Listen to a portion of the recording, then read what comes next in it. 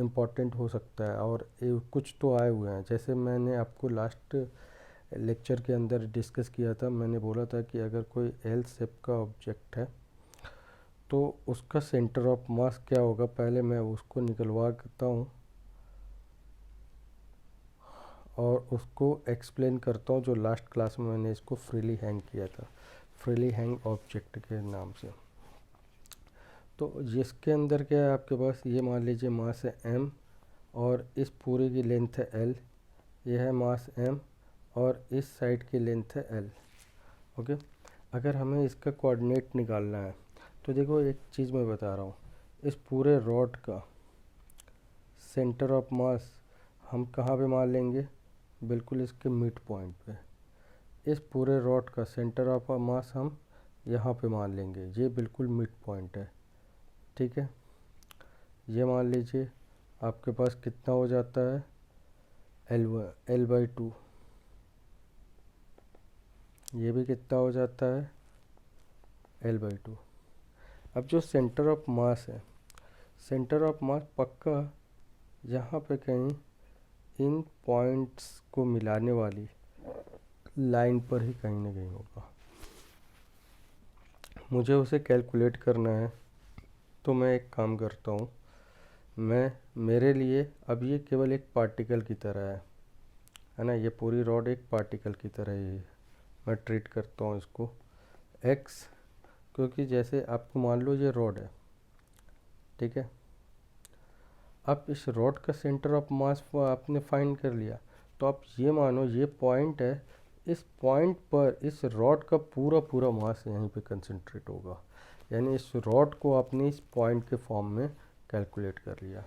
देखो, centre of mass basically Newton law को ही explain करने के लिए लाया गया, क्योंकि न्यूटन लॉ ऑब्जेक्ट के लिए वैलिड था, एक्सटेंडेड ऑब्जेक्ट के लिए नहीं था वो।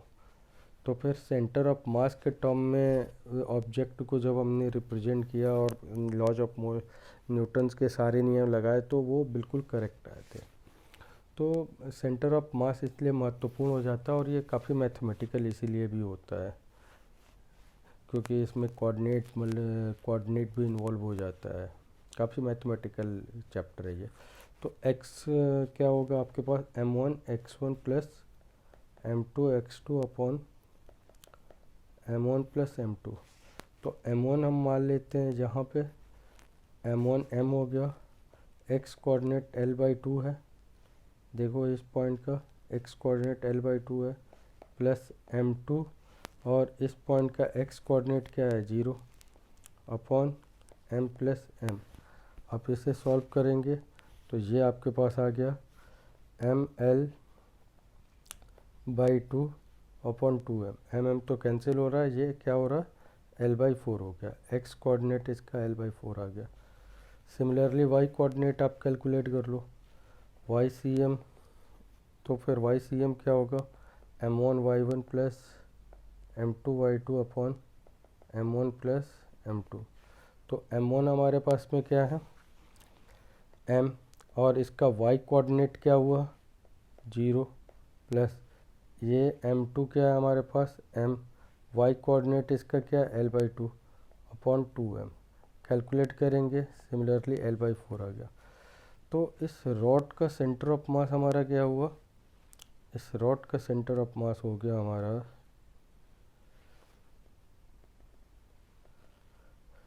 यहाँ से, ठीक है, L/4 L/4।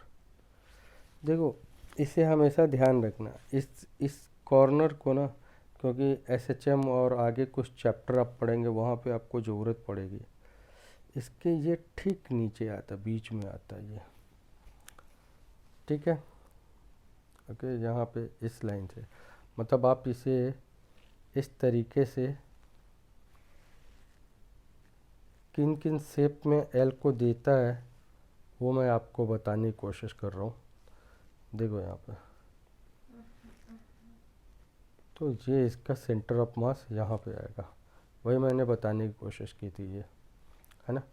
अब अगर इसको यहाँ से फ्रीली हैंग करोगे, ठीक है, तो ये बिल्कुल ऐसे ही रहेगा, ठीक है।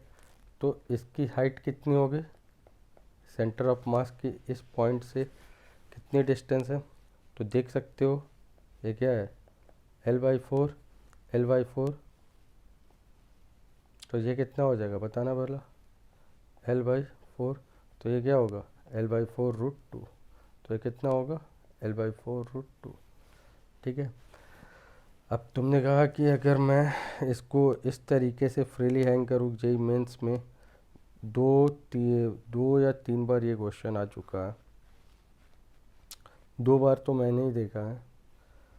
तो अगर इसको ऐसे करके छोड़ दोगे तो ऐसे रहेगा नहीं, मैंने बताया ये क्या करेगा, ये हमेशा अपने आप को, इसका सेंटर ऑफ मास हमेशा अपने आप को ग्रेविटी लाइन पे ही रखेगा। तो उसको मेंटेन करने के लिए, अपने सेंटर ऑफ मास को ग्रेविटी लाइन पे रखने के लिए वो क्या करेगा, इस तरह से टेढ़ा हो जाएगा। अब ये पूछा जाता है कि ये एंगल कितना हो जाएगा, यही क्वेश्चन पूछा गया था। तो ये एंगल आप कैलकुलेट कर सकते हो, बहुत आसान है।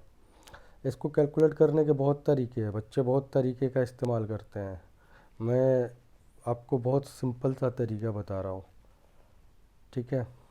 यहाँ पे आपने देखा था इनका जो सेंटर ऑफ मास आया था, देखो ये मिड पॉइंट नहीं है, मिड पॉइंट ऊपर कहीं पे होगा, ये L/4, L/4 है, कोऑर्डिनेट है।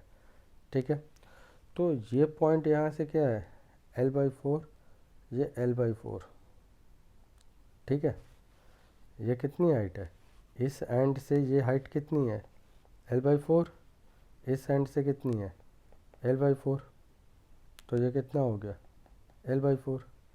और यहाँ से यहाँ तक की लेंथ कितनी है हमारे पास, ये पूरी L में L/4 माइनस कर दो तो ये 3L/4 हो जाएगा। तो ये हमारे पास ये एंगल कैलकुलेट करना है, ये एंगल कितना आएगा, ये कितना है हमारे पास बोलो L/4। तो अगर ये अल्फ़ा है तो देखो यहाँ पे tan अल्फ़ा इक्वल टू क्या हो जाएगा L/4। ठीक है। ये ठीक है। और ये बेस ये कितना हो जाएगा 3L/4। तो यहाँ पे tan अल्फ़ा की वैल्यू कितनी आ गई 1/3। देखो कितनी आसानी से हो गया, वरना फिर टॉर्क लगाते हुए चलते रहो, है ना। इसको मैं फिर से डिस्कस करूँगा जब रोटेशन पढ़ाऊँगा, तो वहाँ पे टॉर्क से भी मैं इसको सॉल्व करूँगा। पर यहाँ पे मैंने बताया तुमको कि इस तरीके से इसको सॉल्व कर सकते हो। एक और भी वो बता देता हूँ मैं, हैंगिंग प्रॉब्लम ही है ना। अभी ये मान लो ये किसी इंस्टीट्यूट के सेट में था, क्वेश्चन सेट में टेस्ट लेते रहते हैं लोग, तो उसमें थोड़ी इनोवेटिव करके क्वेश्चन डालते रहते हैं। तो इसमें भी क्या दिक्कत है, ये भी तो बिल्कुल वैसे ही सॉल्व होगा जैसे पिछला वाला हुआ था। ये मास m है, लेंथ l है, ये भी क्या है मास m लेंथ l, मास m लेंथ l। तो सबसे पहले तो इसका कोऑर्डिनेट निकालो। कोऑर्डिनेट निकालने के तरीके मैं इसको कैलकुलेट नहीं करूँगा। देखो मैं ये मान करके चल रहा हूँ कि तुमको पीछे थोड़ा बहुत आता है, क्योंकि जेईई मेंस 2022 के लिए तुम पढ़ रहे हो। ठीक है। 11th के लिए तो पढ़ नहीं रहे हो, एक एक चीज़ बताई जाए, है ना। लेकिन हाँ कुछ पूछना होगा तो आप कमेंट बॉक्स में आप कमेंट करना, मैं बता दूँगा। ठीक है। या फिर डिटेल वीडियो ले करके मैं आऊँगा जैसे मुझे टाइम मिलेगा। ठीक। ये देखो आप, इस रॉड का सेंटर ऑफ मास यहाँ पे आ गया, इस रॉड का सेंटर ऑफ मास इस जगह पे होगा, इस रॉड का सेंटर ऑफ मास इस जगह पे होगा। बहुत अच्छा। देखो इतना तो पता है हमें कि ये बिल्कुल रॉड के मिड पॉइंट पे होगा, तो ये L/2 है और ये भी क्या है L/2 है, इतना तो हमें पता होगा। ठीक है, बहुत अच्छी बात है। देखो अब हमारे पास क्या है, इसको अगर मैं सिंप्लीफाई करूँ तो मैं बोलूँगा कि ये दोनों का मास जो है, ये दोनों इस जगह पे बिल्कुल बीचों बीच कंसंट्रेट होंगे, और ये क्या होंगे 2m। अभी अभी मैंने बताया था लास्ट लेक्चर में कि जब सेंटर ऑफ मास मानते हैं तो मान लेते हैं कि पूरा टोटल मास पार्टिकल का या ऑब्जेक्ट का उस सेंटर ऑफ मास पे ही है। तो इसका और इसका, इन दोनों का मास कितना 2m, कहाँ पे, इनके सेंटर ऑफ मास वाली लाइन पे है। ठीक है। तो ये क्या हो गया हमारे पास, ये है 2m, और ये क्या हो गया हमारे पास, ये है m। ये लेंथ हमारी l/2 है। अब यहाँ पे सॉल्व कर लो, कहीं भी सॉल्व करने का एक आसान सा तरीका हमारे पास होता है, क्योंकि मास के इन्वर्स रेशियो में जाएंगे ये, ठीक है। तो मैं यहाँ से क्या कर लेता हूँ, एक कोई दूसरा कलर ले करके ब्लैक कलर ले लेता हूँ, इस जगह पे है। और ये पॉइंट क्या होगा, इधर का मास अपॉन टोटल ये डिस्टेंस, तो टोटल डिस्टेंस क्या है, l/2 है, ठीक है। इसको ऐसे नहीं करो, चलो मैं करा देता हूँ, है ना। इन्वर्स रेशियो अभी लगाना थोड़ी जल्दबाजी हो जाएगी। अभी मान लो ना कि ये आपका ओरिजिन हो गया, सेंटर ऑफ मास का लोकेशन पता करने के लिए ओरिजिन से इंडिपेंडेंट होता है, आप कहीं भी ओरिजिन आप मान सकते हो। ओरिजिन वहाँ माना करो जहाँ कैलकुलेशन आपको आसान पड़े। अगर ये आपके पास ओरिजिन हो जाता है, ये टोटल वाई एक्सेस पे ही रहेगा, है ना, एक्स में तो एग्जिस्ट कर नहीं रहा है, तो m into 0 plus 2m into l/2 upon m plus 2m। तो आप इसे जब सॉल्व करोगे, ये 2 से कट जा रहा है, तो ये क्या आ रहा है, l/3, ठीक है। ये कितना आ गया, l/3, यानी इसका सेंटर ऑफ मास यहाँ से कितना आएगा, l/3 पे आएगा, ठीक है। समझ आई क्या बात। अब अगर x कोऑर्ड इसको ओरिजिन लिया हुआ है, तो x कोऑर्डिनेट तो तुमको बताना पड़ेगा, तो x कोऑर्डिनेट ले लो, है ना, इस जगह के हिसाब से।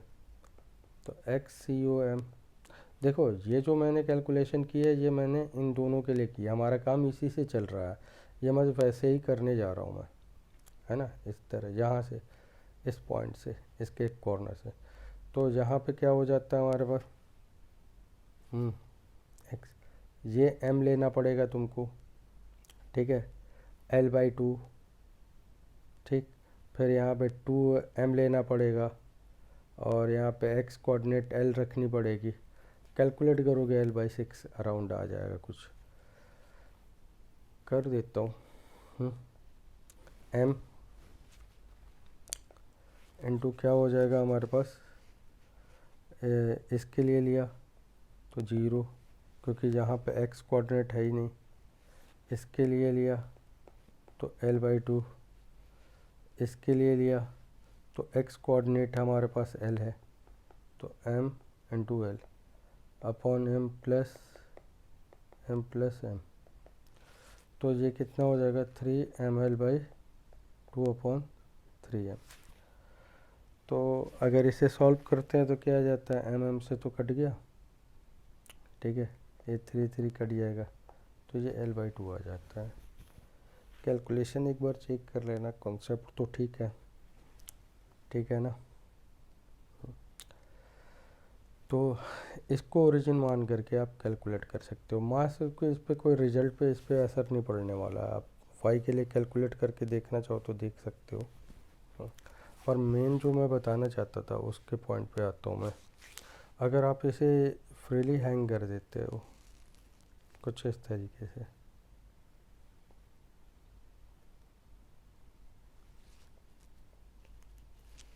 ये कुछ अपने आप को ऐसे ओरिएंट कर लेगा, इसका सेंटर ऑफ मास इसी लाइन पे आना ही है, मान लेते हैं यहाँ आ गया। अब यहाँ पे देखो, इसको भी सॉल्व करने का एकदम आसान सा वही तरीका लो। देखो इस पॉइंट से l/3 ऊपर है ना, बस हमारे काम का यही है, l/3। ये टोटल कितनी लेंथ है हमारे पास, बोलो, टोटल l है, l में से l/3 माइनस करोगे तो 2l/3 हो जाएगा ये, ठीक है, सही कर रहा हूँ ना। यहाँ से क्या हो गया, अल्फ़ा, तो tan अल्फ़ा कितना हो जाएगा, ये वाली लेंथ। तो ये वाली लेंथ के लिए ये x निकाल ही लिया l/2, ठीक है, ये l/2 है, और यहाँ से ये क्या है, l/2 करने के बाद 2l/3 3। ओके, तो एल एल कैंसिल होता है, 2 to 4 3/4, तो alpha equal to 10 inverse 3/4। Okay.